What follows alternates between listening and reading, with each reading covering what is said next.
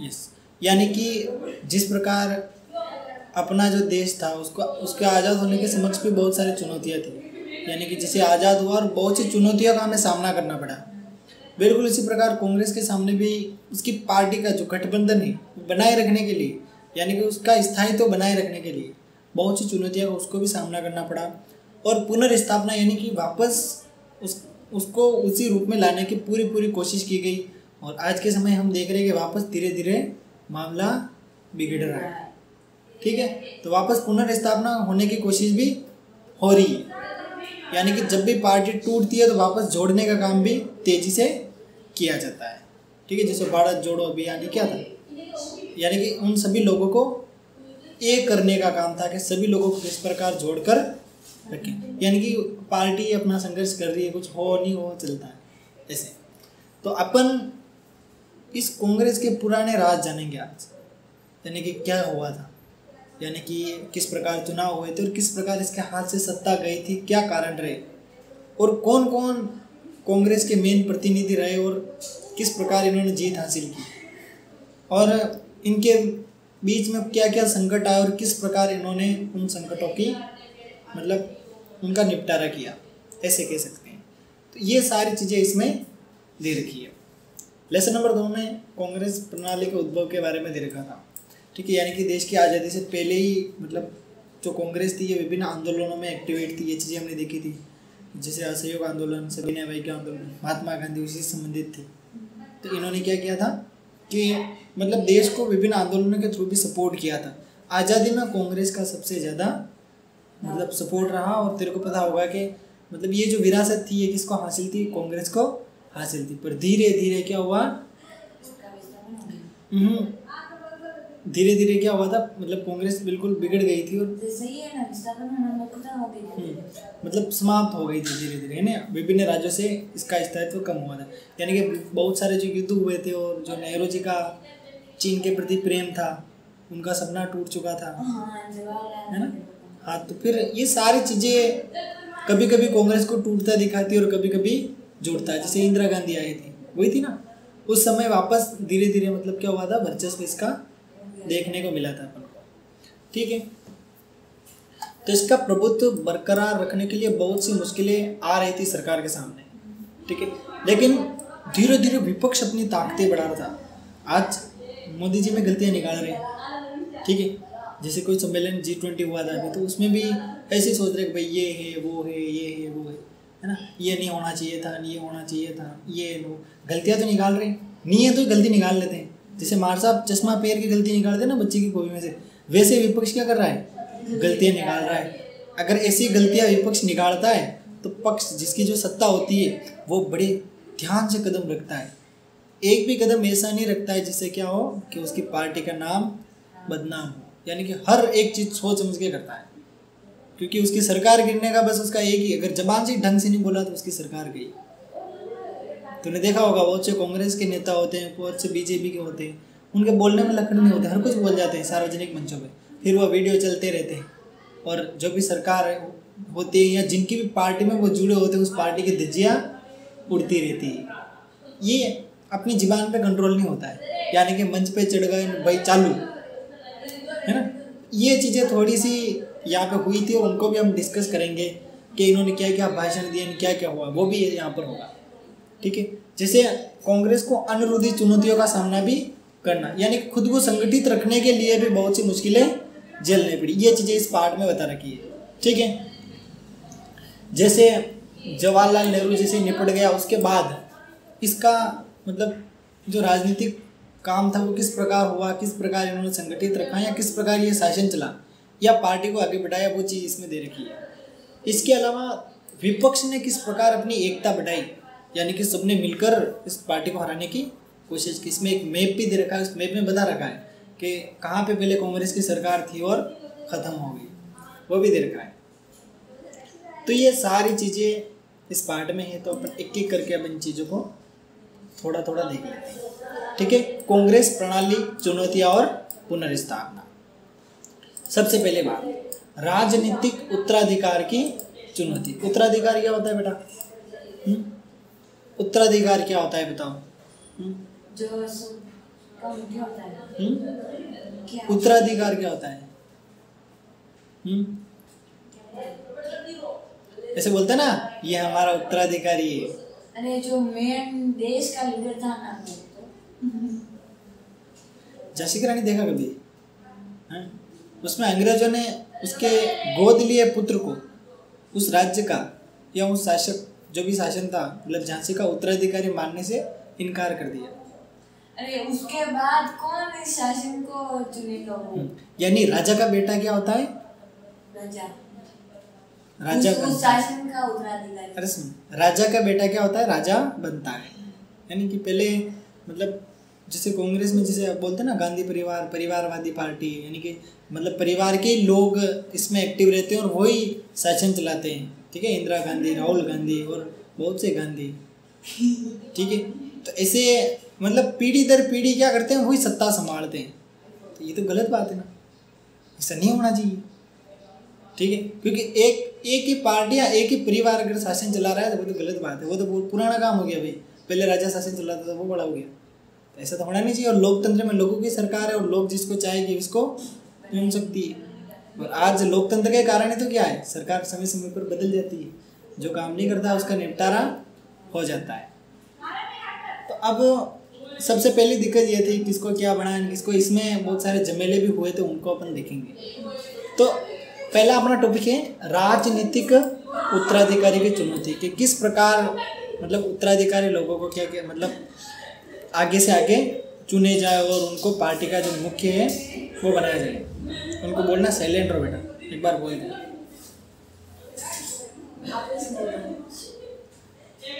हाँ बेटा, डिस्टर्बेंस नहीं, डिस्टर्बेंस मत करो। इसको पढ़ा रहा हूँ, पढ़ाने दो। नहीं, हाँ अभी पढ़ा रहा हूँ मैं, हाँ बाद में देखेंगे। अच्छे बच्चे हो, डिस्टर्बेंस मत करो। अब सबसे पहला इसमें स्टेटमेंट दे रखा है 1964 में, जो नेहरू जी थे वो स्वर्ग सिधार गए। अब स्वर्ग में गए या कहाँ गए वो हमें नहीं पता है, लेकिन उनकी मृत्यु हो गई थी। ठीक है, क्योंकि उन्होंने अच्छा काम किया था, चीन के प्रति उनका विशेष लगाव था।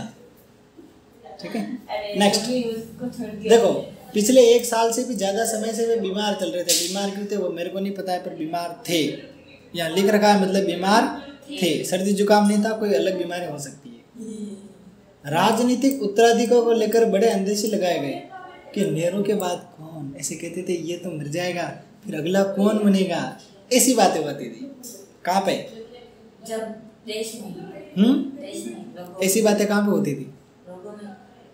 अरे जो मैं मतलब जैसे अपना परिवार का मुखिया मर जाता है तो फिर अपने भाई बंद होते हैं, वही तो सोचते हैं अब क्या करें, अब ऐसा होगा वो होगा, तो वही तो बड़े बड़े लोग ही तो डिसीजन लेते हैं। तो इधर भी ले रहे थे कि भाई साहब नेहरू जी निपट जाएंगे तो फिर अगला सत्ता का हाथ किसके हाथ में देंगे, ये चीज़ यहाँ पे दे रखी। ठीक है, जैसे नव स्वतंत्र देश में इस माहौल में एक और गंभीर सवाल हवा में तैर रहा था कि नेहरू जी के बाद आखिर इस देश का क्या होगा, क्योंकि नेहरू जी जैसे अगर चले गए तो फिर देश को कौन संभालेगा। ऐसा कोई सक्षम आदमी था नहीं ना उस समय नेहरू जी के अलावा, इसीलिए लोग चिंता कर रहे थे। और विपक्ष सोच रहा था एक बार नेहरू जी को जाने दो, हमारी सरकार आने वाली है। ठीक है, भारत से बाहर बहुत से लोगों को संदेह था कि नेहरू के बाद लोकतंत्र कायम भी रह पाएगा या नहीं। ऐसा सोच रहे थे कि भाई नेहरू जी चले गए तो क्या पता लोकतंत्र वापस बंद हो जाए, वापस हम राजतंत्र के शासन में फंस जाए, ऐसे लोग सोच रहे थे भाई।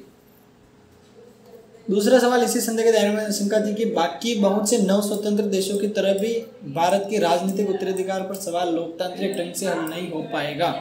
असफल रहने को सूरत में भय होता कि सेना राजनीतिक भूमिका उतराएगी, यानी कि जैसे नेहरू जी निपट गए और उसके बाद क्या होगा, सेना जो है वो सेना क्या पता वो शासन संभाले, जैसे पाकिस्तान में होता है, जिसके पास सेना की ताकत होती है वही मुख्यमंत्री प्रधानमंत्री इनसे बढ़ जाते हैं, क्योंकि सेना उनके हाथ में होती है।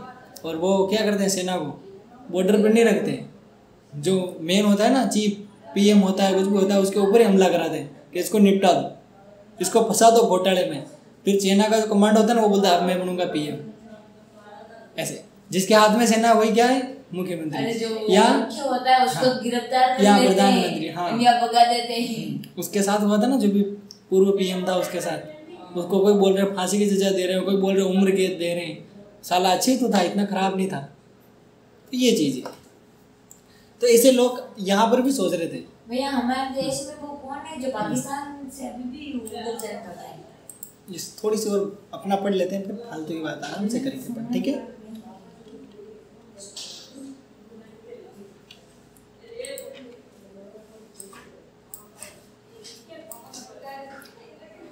दशक को खतरनाक, मतलब 1960 का जो दशक था इसको खतरनाक दशक भी कह रहे थे। कौन सा दशक? खतरनाक दशक। अब कारण क्या था सुनना 1960 को, क्योंकि एक तो गरीबी, दूसरा गैर बराबरी, तीसरा सांप्रदायिक, और नेक्स्ट है जो मतलब क्षेत्रीय विभाजन। ये जो कारण थे, इसके कारण इस दशक को क्या कह रहे थे? खतरनाक दशक। 1960 के दशक को समझ गई, क्योंकि देश में उस समय बहुत गरीबी थी। दूसरी बात, उस समय मतलब लोग इक्वल नहीं थे, मतलब लोगों को बराबर, मतलब बराबरी नहीं थी, यानी कि समानता नहीं थी, ऐसे कह सकते हैं, ठीक है। और अगला था सांप्रदायिक, यानी संप्रदाय के नाम पर भी लोग विभक्त हुए थे, और क्षेत्र के अनुसार भी लोग बटे हुए थे। जैसे बोलते ना, हमारे यहाँ इसकी सरकार बनेगी, हमारे यहाँ इसकी बनेगी। अलग अलग लोग अलग अलग पार्टी को महत्व देते हैं, और एक ही पार्टी के पक्ष का नेता अगर कमज़ोर है तो लोग उसको छोड़ के चले जाएंगे, दूसरी ओर घुस जाएंगे, और अगर नेता कमज़ोर हुआ तो उसकी सरकार गिर जाएगी। इसी कारण बोल रहे थे कि ये सारी दिक्कतें यहाँ पर अपन को देखने को मिली। अब अगला बिंदु है नेहरू के बाद शास्त्री। अब शास्त्री की थोड़ी सी बात कर लेते हैं, क्या है मामला। तो नेहरू के बाद उत्तराधिकार सवाल इन्हीं आसानी से हल कर लिया गया कि आलोचक ठगेश रह गए। नेहरू की मृत्यु के बाद कांग्रेस पार्टी का अध्यक्ष के कामराज ने अपनी पार्टी के नेताओं और सांसदों से सलाह और मशवरा किया, यानी कि बातचीत की कि यार अपन जैसे ये मामला निपट रहा है तो अगला किसको खड़ा करें। तो फिर नाम किसका आया था? लाल बहादुर शास्त्री का। सभी लोग उनके पक्ष में थे, भाई उनको बना दोगे तो अपना काम हो जाएगा, ठीक है ना। यानी कि जो एक लायक होता है उसी को नेता बना सकते हैं, एरे गेरे को पकड़ के नहीं बना सकते, वो क्या डेवलपमेंट करेगा, है ना। अब एग्जाम्पल हम अच्छे से जानते हैं। नेक्स्ट, शास्त्री कांग्रेस संसदीय दल के निर्विरोध नेता चुने गए, यानी कि शास्त्री जी का किसी ने विरोध नहीं किया। बोला कि भाई नेहरू जी के बाद शास्त्री जी को क्या करो, अपना इस पार्टी का मुखिया बना लो, अपन को कोई दिक्कत नहीं है, यानी कि किसी ने विरोध नहीं किया, बोल दिया हाँ ठीक है भाई। तो इस तरह जो लाल बहादुर शास्त्री थे, कौन से बहादुर? लाल बहादुर शास्त्री। उनको क्या बना लिया? उनको क्या बना लिया? सेकंड मुख्यमंत्री। ठीक है, याद आ गया तो मैं प्रश्न ही पूछ लेता हूँ। अरे नहीं, शास्त्री जी कहाँ के थे? तो फिर याद क्या है? अरे मतलब पूछ लेते हैं ना कभी कभी।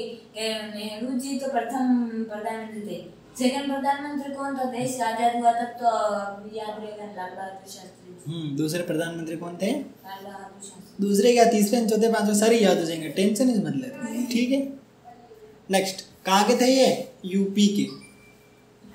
कहाँ के थे ये? याद रह जाएगा कि नहीं?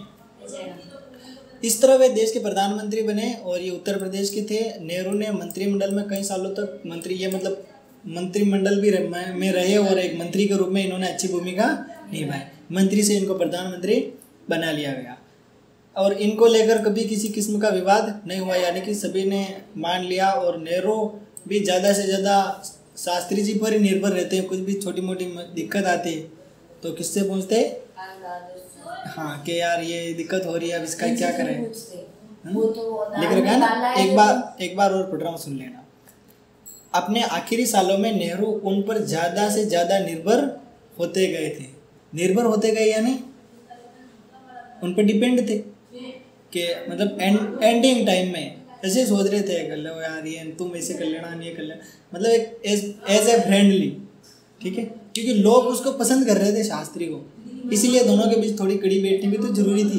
उनको ही बताया होगा कि यार अब आप तो जा रहे हो, तो अब अपन क्या करेंगे, अगला मामला शास्त्री जी को बना लेते हैं। तो वो जो वो थे वही नेहरू जी खुश हो गए होंगे कि यार ठीक है यार शास्त्री तू तो अच्छा है, पार्टी अच्छी संभालना, मैं तो जा रहा हूँ, ऐसी बात हुई होगी।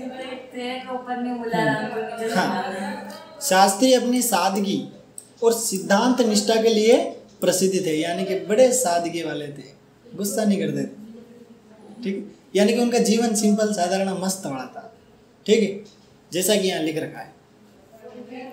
एक दफ़ा वे बड़ी रेल दुर्घटना की नैतिक जिम्मेदारी को स्वीकार करते हुए रेल मंत्री के पद से इस्तीफा दे चुके थे, इनको रेल मंत्री में बनाया, लेकिन इनके काल में क्या हो गया, रेल हादसा, ठीक है, दुर्घटना हो गई। अब दुर्घटना हुई तो इस्तीफा दे दिया इन्होंने कि भाई मेरे से गलती हुई है, आज के बाद मैं ये काम ऐसा करूँगा ही नहीं, क्योंकि मैं इस नौकरी को क्या कर रहा हूँ, छोड़ रहा हूँ, ठीक है। यानी कि उस पद को उन्होंने क्या कर दिया, छोड़ दिया, क्योंकि उनसे गलती हुई थी। तो बड़ी अच्छी बात है, गलती की है तो मान ली। बहुत सारे आज मानते ही नहीं, टीवी पे उनके लिए कई भाषण आ जाते हैं फिर भी नहीं मानते, ठीक है। जैसे एक तूने सुना होगा,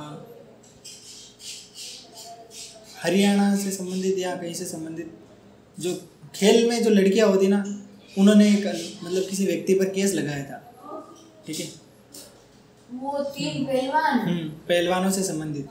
तो ये भी तूने घटना सुनी होगी। अगर उस आदमी ने गुनाह किया है तो मानने को तैयार नहीं है, ठीक है। अगर किया तो मान लो, दे दो इस्तीफा, ऐसे इस्तीफा मांग रहे थे उससे, गलती किया तो दे दो, बाकी मत दो छुट्टी। तो ऐसी चीज़ें भी आज के समय इतना मतलब सादगी भरा इंसान होता है क्या भी, कि नहीं मैं इस्तीफा दे दूँ, नहीं देगा वो, हर किसी नहीं देगा, गलती होगी तो ही नहीं देगा। तो ऐसी कंडीशन। लेकिन इन्होंने उस समय क्या किया कि अगर उनसे हाथ से कोई घटना हुई है तो उन्होंने उस गलती को माना और इस्तीफा दे दिया। ये बात थी, यहाँ समझ गई कि नहीं। फिर बात करते हैं 1964 से 1966, ठीक है, 64 से 66 कितने साल? अरे 64, 65, 66, ठीक है, 3 साल तक इन्होंने क्या किया, देश का शासन संभाला। और शासन संभालने के दौरान विभिन्न प्रकार की चुनौतियां इनके सामने आई, ठीक है। भारत चीन युद्ध, ठीक है, इसके कारण भी बहुत सी आर्थिक कठिनाइयाँ आई थी। कौन सी कठिनाइयाँ आई थी? आर्थिक कठिनाइयाँ। 3 साल कौन कौन से थे? 3 साल कौन कौन से थे जिसमें नेहरू जी ने प्रधानमंत्री रहे? नेहरू जी नहीं, सॉरी, लाल बहादुर शास्त्री प्रधानमंत्री रहे। 1965 1965 और 64, 65, हाँ 64, 65, 66। अब तो गया यार कंप्लीट, ठीक है। आर्थिक क्या होता है? कोई बोलते ना यार इसकी आर्थिक स्थिति कमजोर है सर, इसको पढ़ा लो, सरकारी में पढ़ा लो, प्राइवेट में तो कोई नहीं पढ़ाएंगे। अरे हाँ, उस समय देश गरीब था, पैसा चाहिए, पैसा चाहिए। युद्ध कैसे लड़ोगे? हथियार होंगे तो लड़ोगे ना, हाथ से पत्थर मारोगे क्या? नहीं ना, तो पैसा चाहिए, बस सीधी सी बात है। तो ये बात हुई थी। नेक्स्ट, इस मिस्टेक से निकल ही रहे थे कि मानसून वाले दिक्कत आ गई, भाई खाद्यान्न का गंभीर संकट आ गया, खाने के लिए कुछ है नहीं, खाने को दे रहे वो वाली बात हो गई, क्योंकि उस समय अकाल पड़ गया था। मतलब उनका प्रधानमंत्री बनना ही क्या था, लाइटा नहीं आई रही, पैसे लगे थे रख दो, लाइटा नहीं आई रही रख दो। मैंने बनाई कोई नहीं है कि हाँ मैं ऑनलाइन चालू कैसे बनाओ, ठीक है। मम्मी कह रही है नाने लगे तो वीडियो ये लाइटा आने लगा दे, लाइटा नहीं आई रही। हाँ मुंह लगे दे उसे, जो जो कह रही मुझे मारी बननो। हाँ तो बस आपने 6 बजे शाम को, ठीक है, आ जा। छोटा बच्चा ला रहा बण अबे बड़े बड़े ले काटी हाउ आ जा जो बा मैं तो पाले कर पार्टीन बर्तनो लाजू भाषा ठीक। इधर मारा कितना पिया ले वो 10। हां वो 10 दे दे। वाह वाह, हाँ प्रसाद खवाया हो, मैं बंद दो पानी के धूप दे दो। वाह इन्हें दे दो, अरे खा ले, बाजी का प्रसाद खाने के मना नहीं करते हैं, क्योंकि दिमाग में थक जाता है ना पढ़ते पढ़ते। एक्चुअली हम अभी खाद्यान्न से संबंधित, अभी मेरे पढ़ने देना बेटा, अभी इसको बंद कर दो। जब तक खाना हो तब तक कर लेते हैं ना।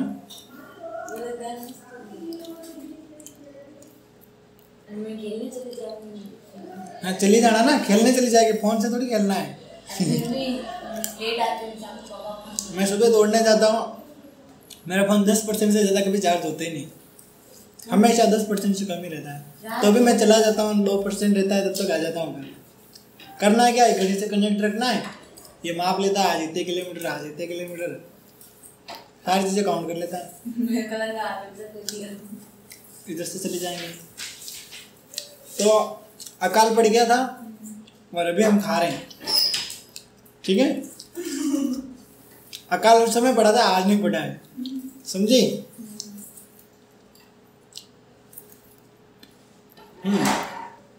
एक तो आर्थिक कठिनाइयां हुई थी, ठीक है। उसके बाद अकाल पड़ा था, फिर साला पाकिस्तान ऊपर गिर गया अपने, वही मामला चढ़ा दिया उसने। 1965 में क्या किया, हमला कर दिया, युद्ध हो गया मस्त, उसको ही निपटा दिया। फिर पता है 80 या 90,000 सैनिकों को क्या कर लिया, उनको मतलब हाथ जोड़ा दिया कि भारत अब हमें आपसे नहीं लड़ेगा, ठीक है। और जो हमारे शास्त्री जी थे, इन्होंने नारा दिया जय जवान जय किसान का। अभी बोलते ना जय जवान जय किसान, किसने दिया था, क्यों दिया था पता चल गया। क्योंकि किसान की जय नहीं करेंगे तो अन्न नहीं उगाएगा, अन्न नहीं उगाएगा तो खाद्यान्नों की आपूर्ति नहीं होगी, और खाद्यान्नों की आपूर्ति नहीं हुई तो भूखा मरेंगे। इसीलिए इसने क्या नारा दिया था, अब तो कभी नहीं भूलेंगे किसने दिया नारा, क्यों दिया वो भी पता चल गया, क्योंकि भूखा मर रहा था, इसलिए जय जवान जय किसान बोल दिया, ठीक है। आसान है। नॉर्मली हम जब है ना परीक्षा में एमसीक्यू आते हैं ना, तब पढ़ा हुआ होता है ना 3 बार तो भी भूल जाते हैं। रीजन ये होता है कि हम चीज़ों को लिंक नहीं करते। अब मैंने लिंक कर दिया ना, प्रश्न पूछता हूँ, जय जवान जय किसान नारा किसने दिया, कब दिया, हाँ 1900, मतलब इसे बोल सकते हैं जब ये प्रधानमंत्री थे, सीधी सी बात है। नहीं, नारा कब दिया होगा, जब भूखा मर रहे थे, और अकाल भी क्या हुआ इनके दौर में ही पड़ा, तो 1964 से 66, याद रखिएगा। पाकिस्तान ने युद्ध किया, अरे इसे बोलना है 1964 से 66 तक, जब लाल बहादुर शास्त्री प्रधानमंत्री थे, उस समय 3 दिक्कतें आई। पहली दिक्कत क्या थी, गरीब था, गरीबी, मैंने बताया गरीबी, आर्थिक कठिनाई, क्या बताया, आर्थिक कठिनाई, लोगों के पास पैसा नहीं था, पहली बात। दूसरी बात, खाने के लाले पड़ रहे थे। तीसरी बात, पाकिस्तान और ऊपर आ गिरा, अब वो आएगा इधर तो उसको ही कुछ न कुछ खिलाना पड़ेगा ना। तो फिर उन्होंने नारा दे दिया कि भाई तुम किसान क्या करो, थोड़ा सा अन्न वन्न बोलो, और हम आपके लिए नारा देते हैं जय जवान जय किसान। तो अब सारी चीज़ें लिंक हो चुकी है, भूलने का कोई डर ही नहीं, ठीक है। अब एक बार मेरे को सुना दीजिए। जब 1964 से 66 जब लाल बहादुर शास्त्री जी प्रधानमंत्री थे, तब आर्थिक स्थिति खराब थी, आर्थिक कठिनाइयाँ थी, हाँ, या ऐसे कह सकते हैं आर्थिक स्थिति खराब थी, और खाने के लाले पड़ रहे थे, यानी कि अकाल पड़ गया था। पाकिस्तान 1965 में हमारे ऊपर हमला कर दिया। तो 3 दिक्कतें आई, 3 साल रहा, 3 दिक्कतें आई, और ये दिक्कत किसानों को बता कि आप अनाज उगाओ, हम नारा देते हैं। कौन सा नारा दिया, जय जवान। अब जो भी नारा लगाता है उसको पूछना है नारा किसने दिया, उसको नहीं आया, वो बता देता है। अगला प्रश्न पूछना कब दिया, नहीं बता पाएगा, ठीक है। मतलब एग्जामिनर कंफ्यूज कब करेगा, जब उसको बहुत सारा नॉलेज होगा। अपन ही नॉलेज रखेंगे तो अपन कंफ्यूज होंगे ही नहीं, ठीक है। ये 12th के अकॉर्डिंग नहीं है, उससे भी हाई लेवल है, ठीक है। तूने बोला एडवांस पढ़ना है, तो ये सारा एडवांस मटेरियल है, यानी कि बुक का कोई भी पार्ट नहीं छूटेगा, पूरी कंप्लीट हो जाएगी। एक बार इस तरीके से अपन पढ़ लेंगे तो अपन को मास्टर कहीं से भी प्रश्न पूछ लो, अपन उत्तर दे देंगे। यहाँ तक कि सिलेबस से बाहर भी पहुँच लिया तो भी उत्तर दे देंगे, ठीक है। लोग सिलेबस को क्या समझते हैं, पाठ्य पुस्तक के प्रश्न उत्तर। अन्य महत्वपूर्ण के पूछ लिया तो वो बोलता है कि सिलेबस से बाहर है। अपने तो किताब की एक लाइन पढ़ेंगे भाई, फिर पूछ कहाँ से पूछता है, तो ऐसे, ठीक है। तो ये यहीं से देते उठा के, लेकिन थोड़ा बहुत ठीक है। अब जो हमारे प्रधानमंत्री थे शास्त्री जी, ठीक है, ये बहुत ही कम दिन रहे। 10 जनवरी 1966 को ताशकंद में, कहाँ पे, यहाँ पे समझौता भी हुआ था, याद हो तो, समझौता हुआ था।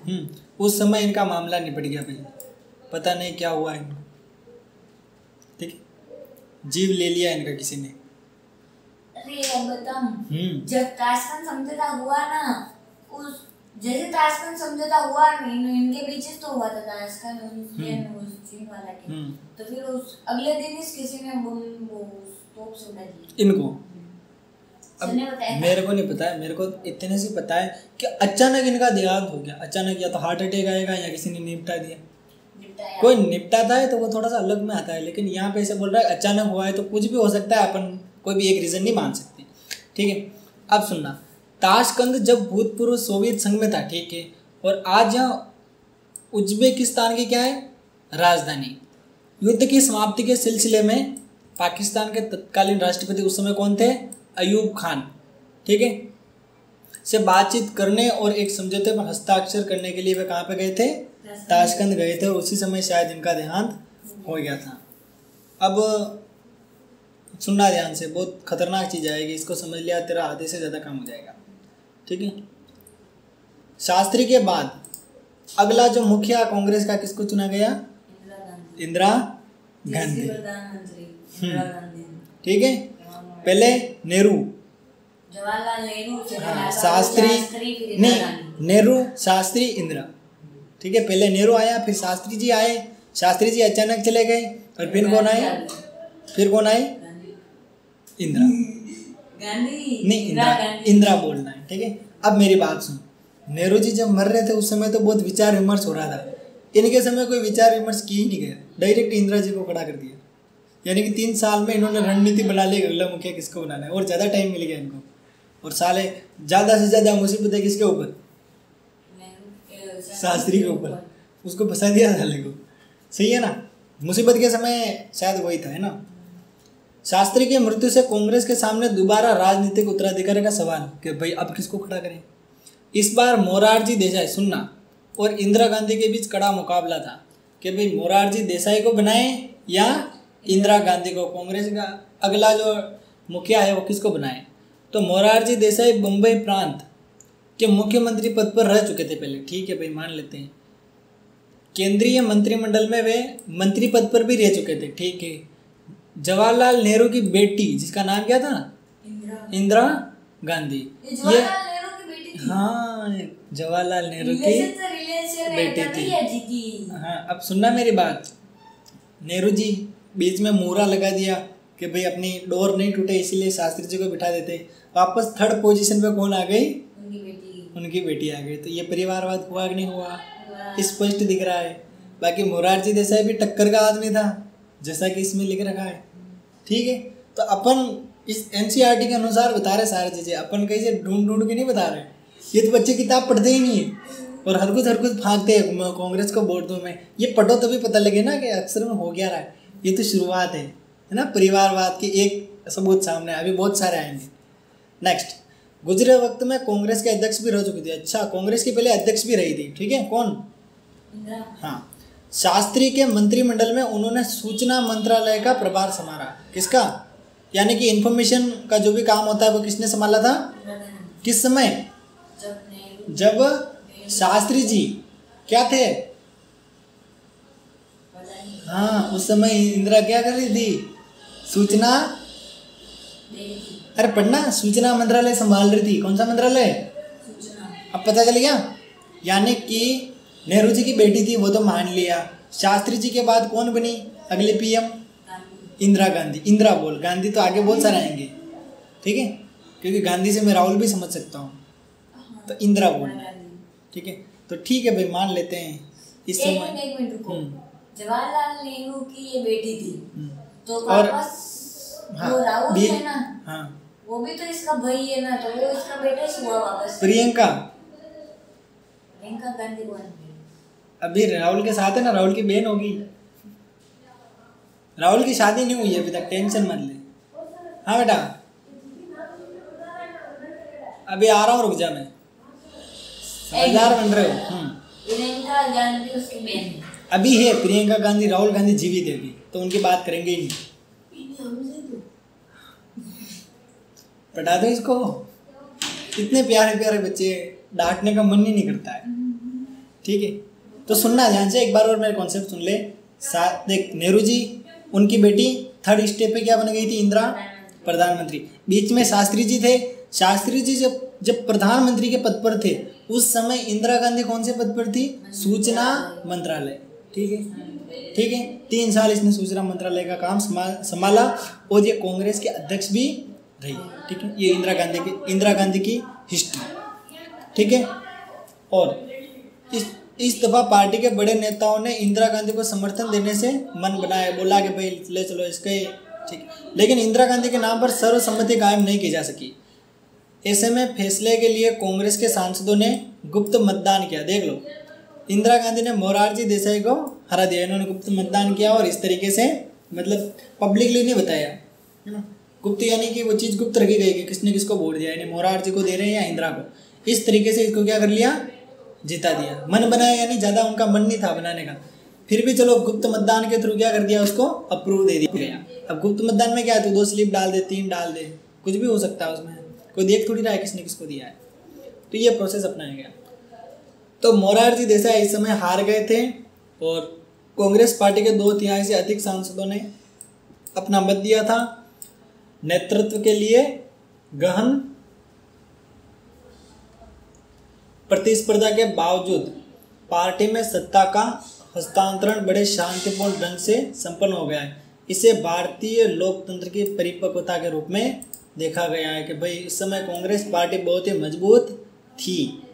नए प्रधानमंत्री को जमने में थोड़ा वक्त लगा, सही बात है ना।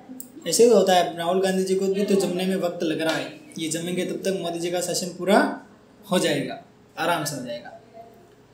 इंदिरा गांधी यो तो बड़े लंबे समय राजनीति में सक्रिय रही, लेकिन लाल बहादुर शास्त्री के मंत्रिमंडल में बड़े कम दिनों ही मंत्री पद पर थी, यानी कि ज़्यादा दिन मंत्री पद पर नहीं रह सकी, क्योंकि ज़्यादा कुछ नॉलेज होता नहीं ना। डॉक्टर का बेटा डॉक्टर बने फिक्स थोड़ी है क्या, तो पीएम का बेटा पीएम बने फिक्स थोड़ी है। मोदी जी ऐसे थोड़ी सोच रहे कि मेरा बेटा है वही बनेगा, नहीं, ऐसा तो कुछ ही नहीं।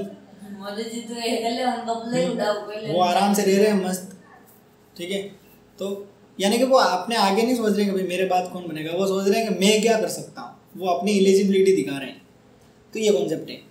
कांग्रेस के वरिष्ठ नेताओं ने संभवतः यह सोचकर उनका समर्थन किया होगा कि प्रशासनिक और राजनीतिक मामलों में खास अनुभव न होने के कारण समर्थन और दिशा निर्देशन के लिए इंदिरा गांधी उन पर निर्भर रहेगी। प्रधानमंत्री बनने के 1 साल के अंदर इंदिरा गांधी को लोकसभा के चुनावों में पार्टी की अगुवाई करनी पड़ी। इस वक्त तक क्या हो गया था,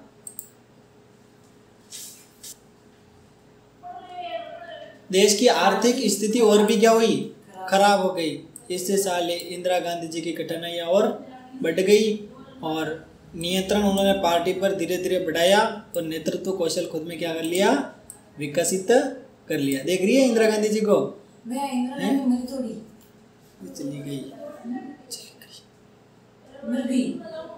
नेहरू जी की बेटी थी, नेहरू जी कब 64 में चले गए, उनकी बेटी गई होगी ना। यार किसी ने बोला था ये गुपचुप रहती है।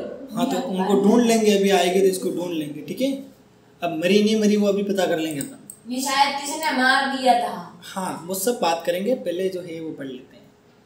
ठीक है, तो इस समय इसकी बहुत सी कठिनाइयाँ होती हैं। हाँ, गुप्त तो सुनिया सिंधिया है। ठीक है, तो अब मेरे हिसाब से आज 6 पेज पढ़ लिए, इनफ है।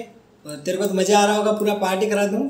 नहीं, ठीक है, पर अब कल इसीलिए पढ़ेंगे क्योंकि आज लगभग समय हो चुका है और तो लेट हो जाएगी, खेलने भी जाना है। ठीक है, तो ये अपना कंप्लीट है। कल चौथा आम चुनाव के बारे में आराम से पढ़ लेंगे, ये इंदिरा गांधी इसमें क्या हुआ था वो देखेंगे। हाँ, फोटो देख ले उसका। ठीक है, इंदिरा जी का फोटो देख ले। अब आज हम पढ़ेंगे लेसन नंबर 5।